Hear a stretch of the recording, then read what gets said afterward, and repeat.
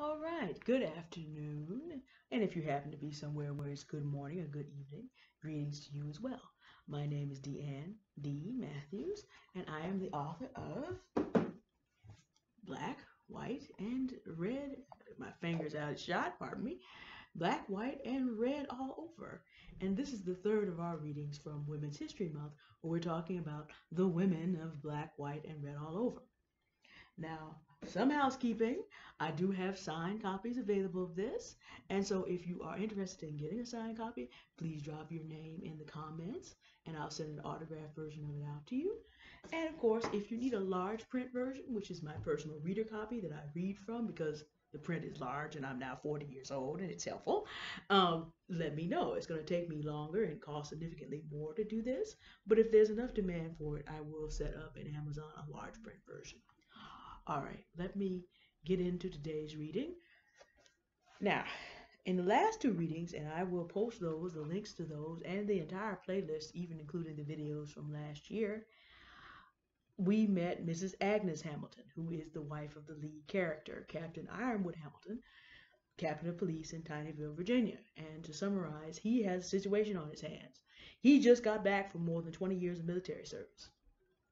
He was offered a job as police captain in this small town in Southern Virginia, which is more conservative than a lot of the rest of Virginia. It's a lot more like the Old South. And he finds out that there is a newspaper that is demanding records on police brutality in Lofton County, Virginia, where he is, and that there is a record of police brutality and mistreatment of African Americans. The African American community, which is 28% of the town and 39% of the county, is demanding those records be publicly released.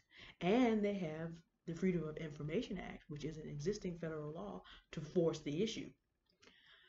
Captain Hamilton's colleagues that have been there a little bit longer, over the 10 years of the quest, do not want those records released. So he not only has to figure out what he's going to do, he has to figure out what they're going to do. And this is a terrible situation to put a Christian, compassionate, conservative man in if he is white.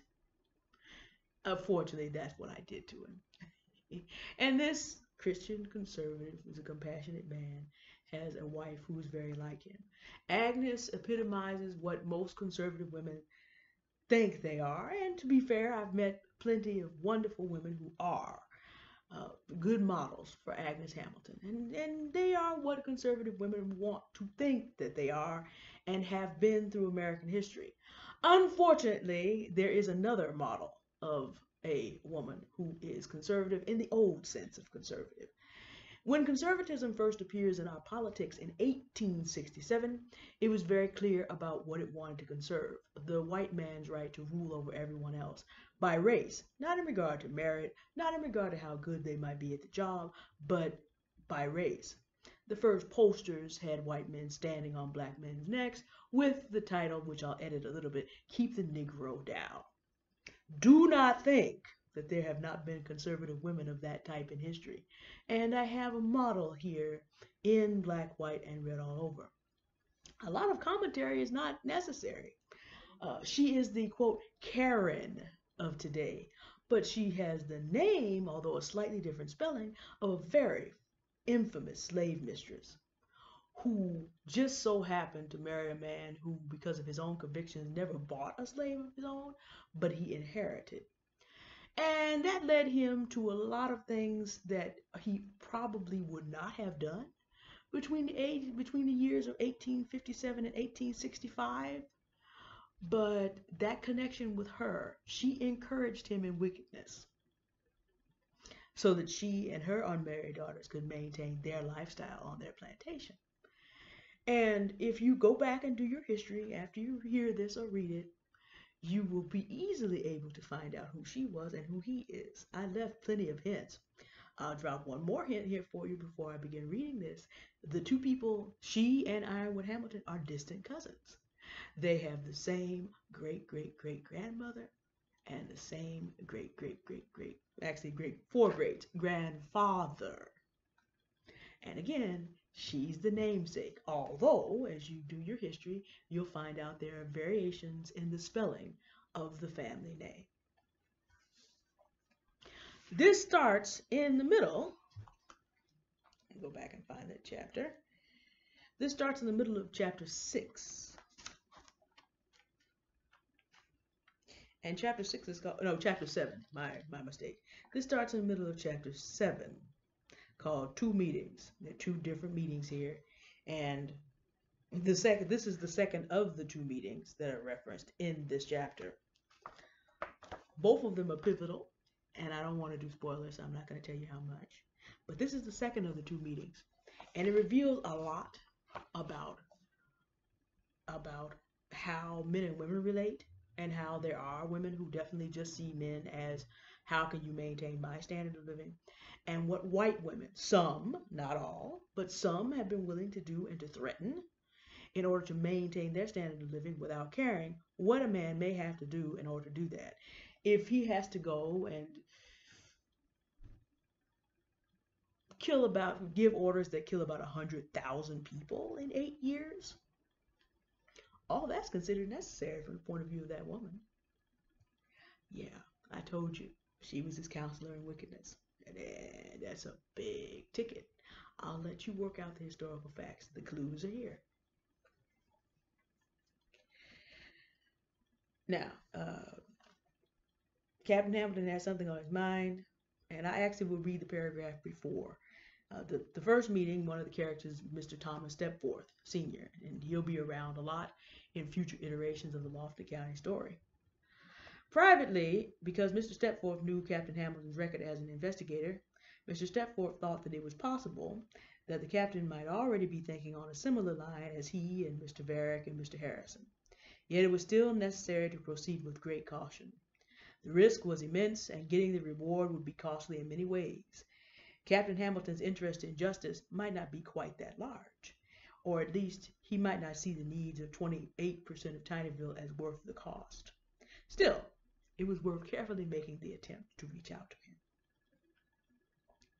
Captain Hamilton at that moment was, in fact, thinking of the Lofton County Free Voice and its constituents, quietly enjoying the sad irony of the need for their existence, while an example of the need was yelling in his face.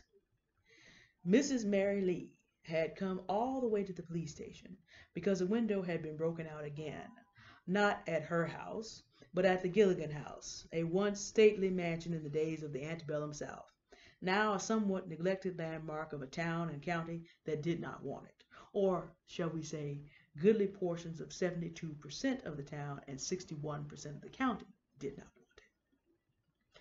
However, the Gilligan House had been a spot on the Underground Railroad, once the only one, then the first at anything closing in on a major city after what was now Fruitland Memorial Park had been freed by its new owner, General J.J. Lofton, in 1839. General Lofton's attitude toward slavery, even through his final years as a Confederate, was that it was antiquated evil that needed to be dispatched willingly, but not by external force, which is why he had died just after the Battle of Cold Harbor in the field, which act had made inevitable the combined 80 miles he and his brother had owned, oh, by the way, 80 miles, becoming Lofton County, Virginia. Virginia could not resist making another idol out of someone who didn't want that. Mr. Gilligan, contemporaneous with the general in the 1840s, did not share the general's opinion, but his slaves built him a house with extra rooms anyway, and ran the railroad right through his house for 20 years. Thus, it had actually been Mr. Varick and Mr. Harrison, with the help of friends, who had gone through all the processes to make the building a county landmark and then a state landmark. It could therefore not be demolished. Lofton County's powers that be were furious at being outwitted and in-run by the future founders of the Lofton County Free Voice. So the decision was made to destroy the Gilligan House by attrition through neglect. It was working, although since the building was open to the public and county wasn't paying attention, it was working very, very slowly. People came and worked on the interior regularly, essentially donating labor, time, and materials to the Gilligan House to keep it as long as possible. Mr. Varick and Mr. Harrison had not neglected to mention the Gilligan House and official indifference to it in the very first edition of the Lofton County Free Voice. They rubbed it in the county's face by putting forth the history of what the building had been and why it was important to Lofton County having a true understanding of itself. yet they knew it was a losing battle in the end. No one had wanted to put the money together to save the building by buying and renovating it outright, for Mr. Thomas Stepforth had not returned to the county yet. Their choosing to put it forth as a landmark was a last resort to preserve it for just one more generation. That generation's children was playing catch on the yard, since there was no security and the ball had gone through a window of the house. Not even a police matter, really, but Mary Lee wanted done what she and others wanted done. That never would have even happened if that building were just taken down and something useful put in its place, she said. Captain Hamilton retained his usual calm with an effort. It is a landmark, which means it has historical value, he said. Oh, nonsense! It has no value to anyone whose history is important. I would venture to say, ma'am, that 28% of Tinyville and 39% of Lofton County would disagree with that opinion. I am so tired of these Negroes having to be considered important in every decision made in this county. I tell you, it is ridiculous. Their endless demands for recognition. It does tend to be that among free people, the wishes of 3 or 4 out of every 10 should at least be considered. You're a panty waist, verging on being a traitor to the Southern cause, Captain. The cause was defeated 154 years ago, so I can't say I'm terribly worried about that. What I am concerned about is maintaining peace and justice for all law-abiding citizens of Tinyville, and that citizenship question has also been settled for 150 years. That is the law. As a law enforcement officer, I have no authority to do or say anything that would question the reality of full black inclusion in the civil process in Tinyville, Lofton County, Virginia, or the United States of America. Lieutenant O'Reilly watched in amazement as his captain shook off the insults of his irate old interlocutor with easy calm, a calm that only provoked Mrs. Lee. You were born in Tinyville, out of the best of Virginia's mingled stock. How did you get so weak? Must be a fact that I am the great-great-great-great-grandchild of the one man in Virginia who knew that it was over when it was over, and seems to have carried the knowledge with him to his vault in Lexington in a sad October of 1870. Lieutenant O'Reilly suddenly saw just a little of that all too familiar face in Virginia's history in his captain's profile. Mrs. Lee could not do anything with what what Captain Hamilton had said. She stuttered and stammered and then stopped in complete confusion. I've already investigated the broken window, Mrs. Lee.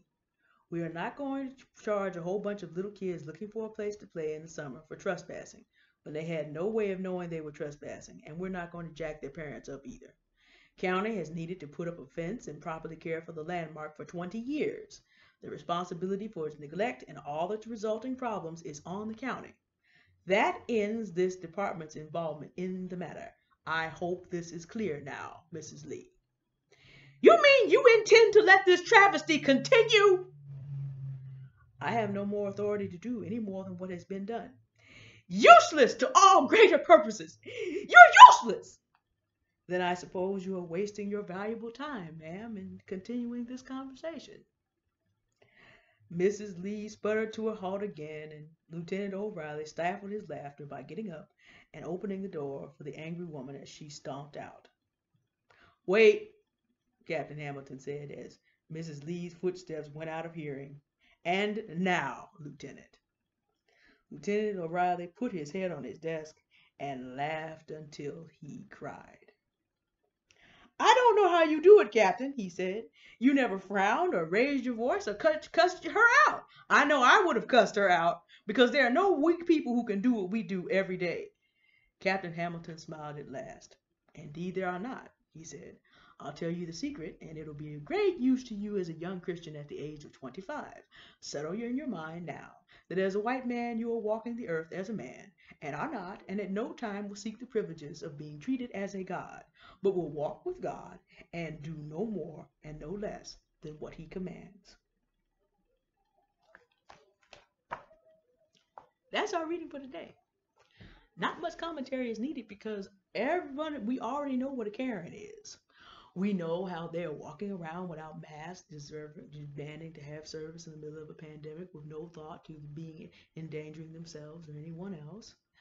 We know that they are walking around in the country, confronting Black people, Latino people, Asian people, yelling in their face about them being in their neighborhoods, uh, dropping off packages, presumably stealing cell phones that are left somewhere. They just left them somewhere else, presumably stealing cell phones, being like Miss Carolyn Bryant, making up stories and getting young men like Emmett Till killed. Shout out to Carolyn Bryant. We do know your name. You confessed to it.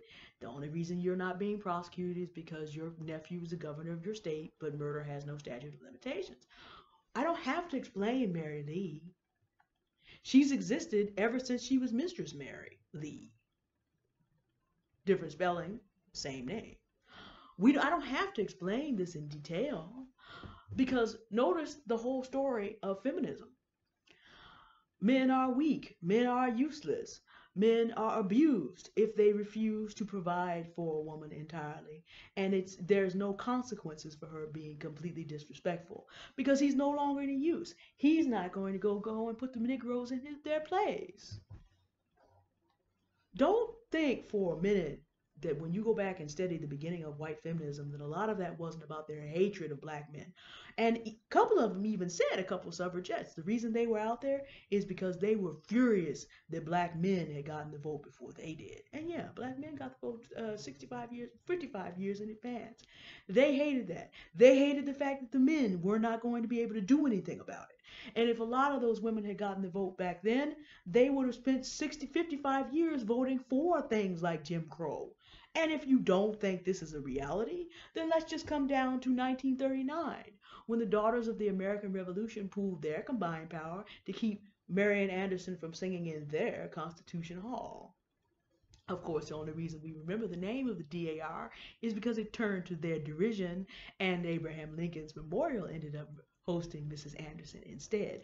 Do not think that there were not white women at Charlottesville on the side of the people that were willing to kill other people to keep a statue of Robert E. Lee up.